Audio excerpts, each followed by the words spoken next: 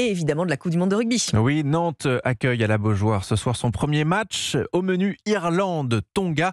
Belle affiche et dans la Cité des Ducs, les Irlandais sont déjà arrivés en très grand nombre et se font entendre comme il faut.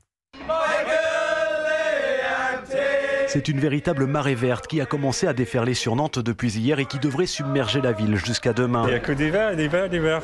Il n'y a que ça. Du vert sur tous les maillots et des verts également sur les tables des pubs, aussi vite remplis que vidés. Et cela tombe bien, au Birdies, le patron Peter, lui-même irlandais, a tout prévu pour désaltérer ses compatriotes. Beaucoup de commandes en avance. On a pris peut-être 200 flûtes de bière en réserve. Les Guinness, bien sûr. Des stocks 2 fois plus importants, nous dit-il, que pour la Saint-Patrick. Mais il faut bien cela pour les quelques 20 000 supporters du 15 du Trèfle attendus pour le match de ce soir face au Tonga. Et en ville, il n'y a pas que les bars d'ailleurs qui se frottent les mains. Les autres commerçants profitent aussi de cette effervescence, comme forcément au comptoir irlandais où le produit phare du moment, c'est le polo de rugby. Brian est vendeur à la boutique. Il reste plus de S que de XXL, parce que c'est pas forcément des rugbyman, mais il y a la carrure qui va avec. Et pour acheminer tous ces Irlandais, 8 vols ont été rajoutés entre Dublin et Nantes hier et aujourd'hui. Ouais, allez les Verts, allez les Verts. Nantes, Charles Guyard, Europe 1. Voilà, Irlande-Tonga à suivre à partir de 21h. Au programme aussi ce samedi, Samoa-Chili à 15h, Pays de Galles, Portugal à 17h45. Et vous l'avez compris, cette Coupe du Monde de rugby, c'est que du bonheur pour les fans